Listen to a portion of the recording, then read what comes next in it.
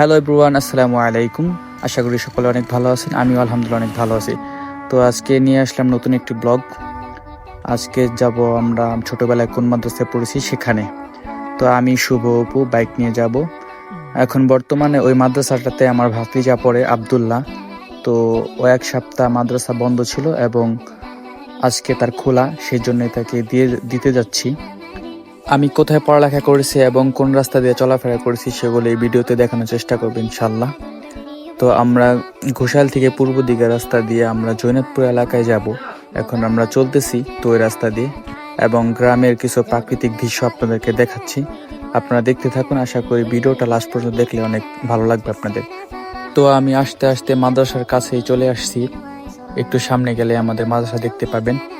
তো এই তো দেখেন, মাশাল্লাহ, আমাদের মাদ্রাসার বাউন্ডারিটা।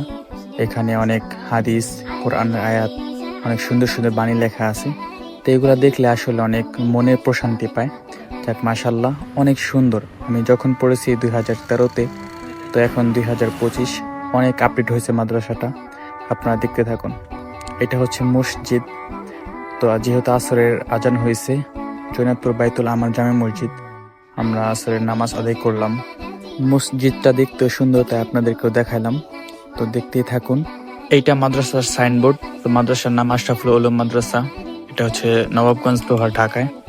তো এই দেখেন মাদ্রাসার ভিউটা। মাশাল্লাহ, এত প্রত্যন্ত একটি অঞ্চলে এত সুন্দর একটি মাদ্রাসা আমি আগে কখনো দেখিনি। তো বাইরেটা অনেক সুন্দর, ভিতরটা আশা করি অনেক সুন্দর হবে। তো আমরা ভিতরে চলে আসলাম। তো দেখতে পাচ্ছেন অনেক সুন্দর, এবং বাইরে থেকে যেমন ভিতর থেকে আরো সুন্দর লাগতেছে। তো আমরা দেখি এখন রুমের যাই।